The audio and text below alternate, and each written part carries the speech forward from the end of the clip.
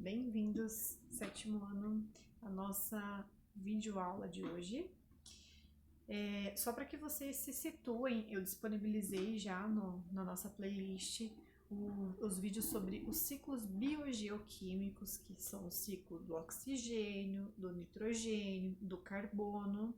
Na sequência, eu disponibilizei o link da SPE, que é um apanhado geral desses ciclos que eu já havia ensinado, e aí é uma revisão também sobre alguns conteúdos que nós vimos nas aulas anteriores. Eu peço para que vocês assistam esse vídeo do Grupo Positivo, é um vídeo muito bom, bem completo, que complementa e revisa tudo aquilo que vocês viram nas aulas anteriores, tá? E esse vídeo de hoje é a sequência. Então, se por alguma razão você não assistiu esses vídeos que eu acabei de mencionar, eu vou pedir para que você coloque dê um pause nesse vídeo e assista os vídeos anteriores, beleza?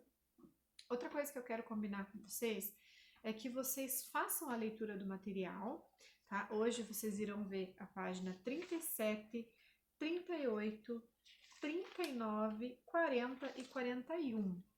Então, caso você não tenha feito essas páginas, não tenha lido esses textos, eu vou pedir para que você também coloque uma pausa ali no vídeo e faça isso antes de assistir o vídeo, para que aí você já tenha um embasamento, já esteja preparado para o que eu vou falar aqui, tá?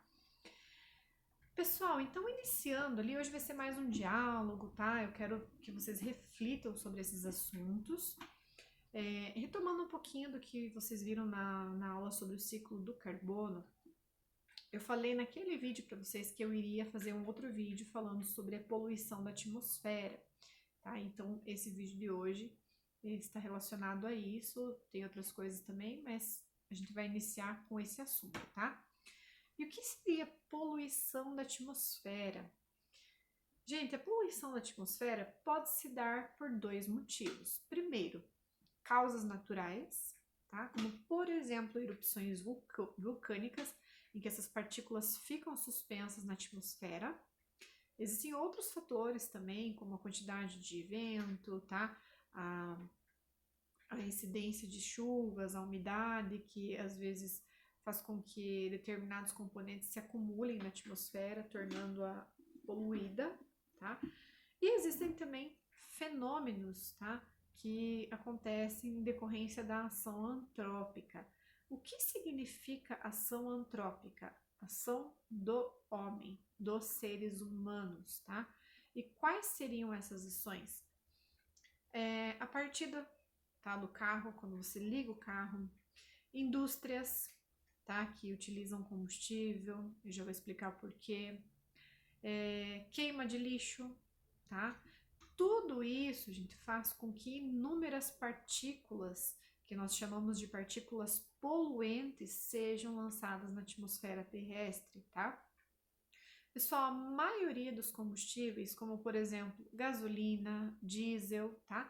São fabricadas com combustível fóssil, tá? Com material fóssil. O material fóssil, além de não ser um tipo de combustível renovável, ou seja, combustível do tipo não renovável, quando esse tipo de material é queimado, libera diversas toxinas na atmosfera, tá? Então, é extremamente poluente.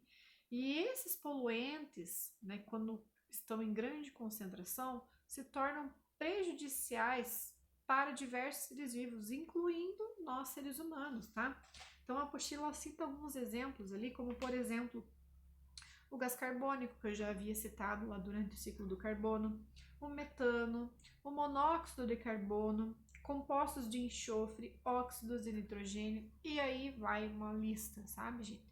Então, assim, gostaria de abrir um parênteses aqui para falar um pouquinho mais sobre um desses em especial, que é o monóxido de carbono.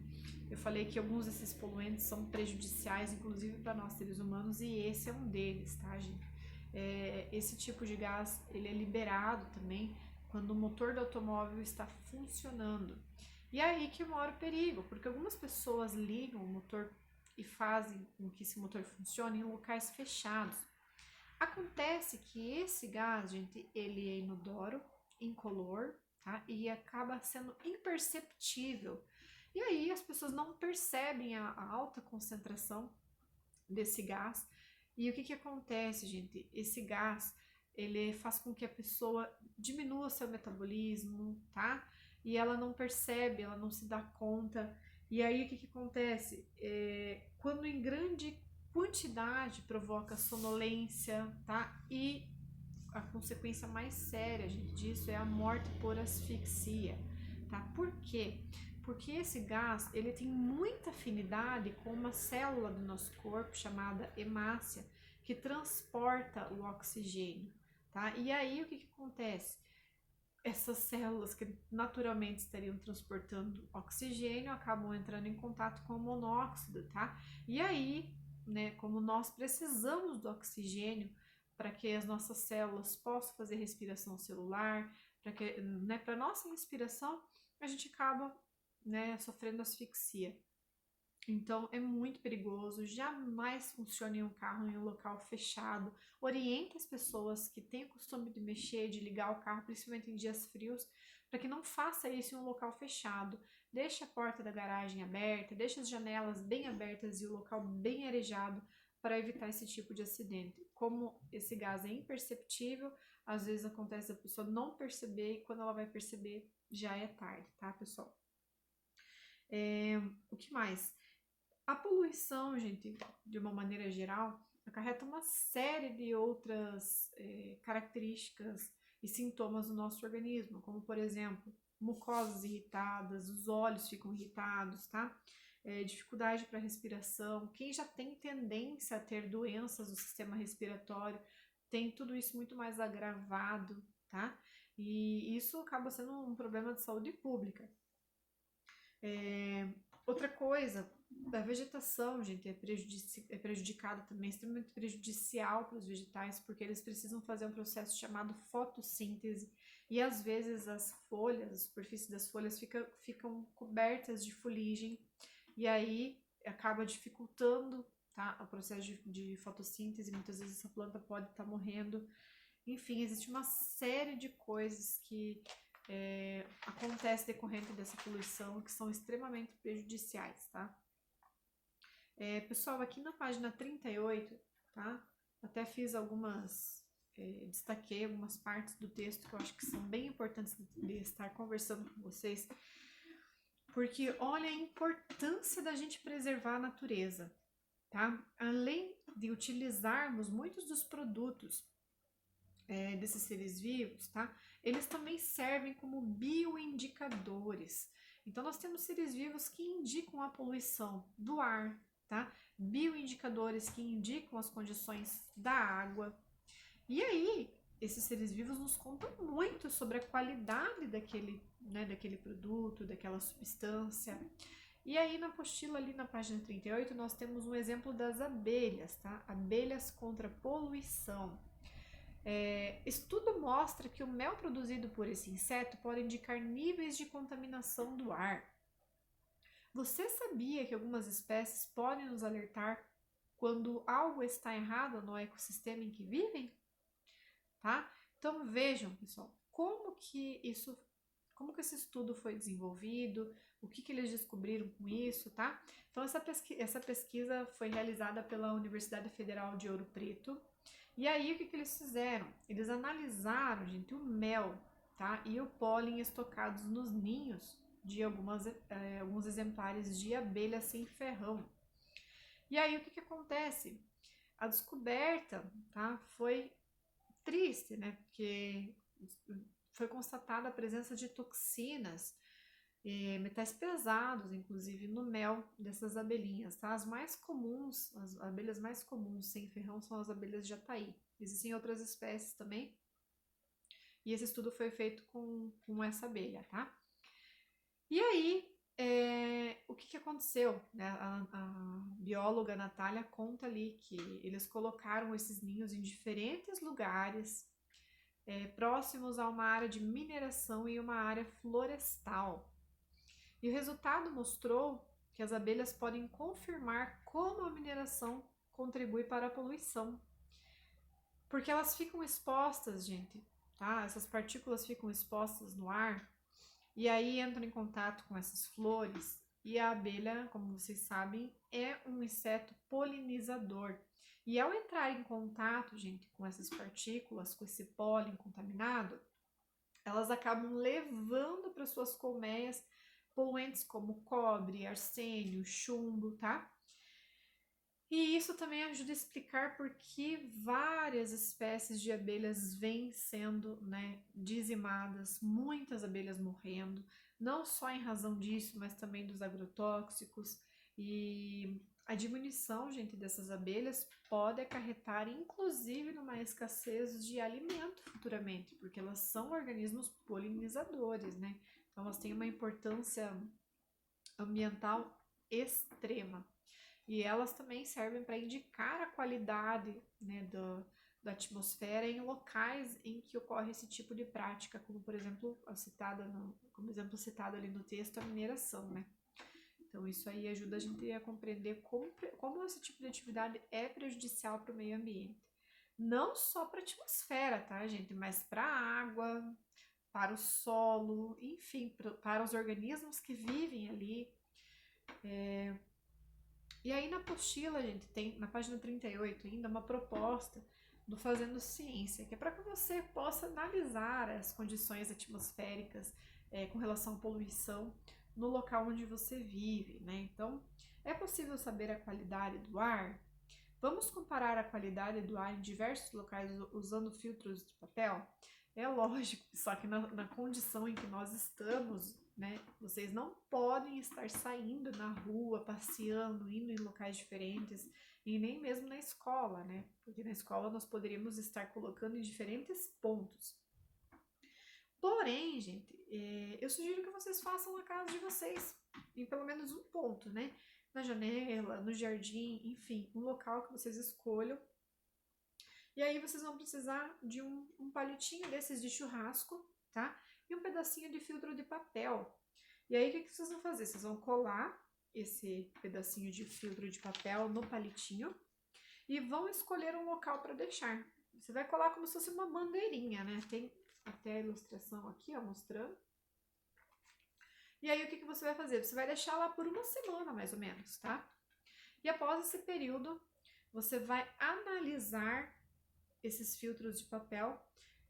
Nós não temos a lupa aqui, né? Se eu estivesse com a lupa eletrônica, eu poderia até mostrar para vocês, tirar foto. Vocês sabem que eu sempre faço aula de laboratório, costumo mostrar para vocês as coisas na lupa, gosto bastante. Infelizmente não vai ser possível, tá? Mas vocês podem estar observando a olho nu, ou caso vocês tenham uma lupa de mão, talvez alguns de vocês aí, os pais tenham, né? Esse equipamento, vocês podem estar visualizando na lupa. Caso vocês façam isso, tirem foto, por favor, e mandem para os colegas, tá? E pessoal, por último, né, extremamente importante, friso que eu vou gravar um outro vídeo sobre isso, tá? Porque senão esse vídeo vai ficar muito extenso, eu vou pegar e trabalhar com vocês as ideias principais aqui, mas a gente vai falar sobre isso novamente depois, tá? Existem muitas doenças relacionadas ao ar, tá? Não só ao ar, né, a atmosfera contaminada, mas as condições atmosféricas, tá? E existem épocas, gente, em que a temperatura fica mais baixa, o clima fica mais úmido, ou então em épocas em que o tempo fica com a umidade relativa assim muito baixa, ou seja, um ar muito seco. E essas épocas sazonais, né, que variam aí durante o ano, elas são muito propícias ao surgimento de doenças relacionadas a essa condição. Então as mucosas acabam ficando irritadas, né? Às vezes feridas, e acaba sendo porta de entrada para micro-organismos patogênicos. O que seria isso? Que podem causar doenças, tá? E aí existem várias formas de você estar evitando essa contaminação. E quais seriam, né? Vocês já ouviram um monte sobre isso, tá? Seria você estar em locais bem arejados, evitar o contato, né, com pessoas que podem estar eventualmente contaminadas, né? Ao tossir, sempre utilizar um lenço descartável, não tem lenço, tossir ou espirrar nessa região e higienizar depois o mais rápido possível, tá? Se você precisar encostar em superfícies, não levar a mão ao rosto, encostar em qualquer mucosa do seu rosto. Não compartilhar copos, talheres e outros objetos pessoais. Evitar aglomerações, higienizar muito bem as mãos, tá? Sempre, o tempo todo, porque nós geralmente nós temos uma mão dominante, a gente utiliza muito ela para pegar e tocar objetos, e geralmente a gente leva, eu tenho a mania de ficar mexendo no meu óculos, mexendo no meu cabelo, né? Então, o ideal, no nariz, o ideal é que vocês lavem, higienizem a mão sempre, né? E aí, agora, nessa época, mais ainda. Higienizar e lavar bem as mãos com água e sabão por pelo menos 40 segundos, tá? Isso é algo, assim, bem importante para evitar a contaminação com esses agentes patogênicos, tá? Manter as vacinas em dia. Tem muitas pessoas se perguntando aí por que a vacina da gripe. A vacina da gripe é importante porque se você, né, tem a vacina de gripe em dia, de repente você desenvolve uma outra doença do sistema respiratório, já tem como saber, né, que provavelmente não se trata de gripe, pode ser uma outra doença. Agora nós estamos vivendo esse cenário aí do coronavírus, né? Então é muito importante estar com as vacinas em dia para que nosso sistema imunológico esteja trabalhando direitinho, para que nós possamos ter os anticorpos necessários para evitar uma série de doenças, né? Pessoal, eu vou gravar um outro vídeo, esse já ficou bem extenso. Foi um diálogo, uma conversa com vocês a respeito da poluição atmosférica, de doenças transmitidas pelo ar. E aí, depois, eu vou me aprofundar muito mais nesse assunto com relação às doenças, tá? Nós falaremos aí sobre o Covid-19, muito importante falar sobre isso. E eu vou encerrar esse vídeo e vou gravar outro agora, tá?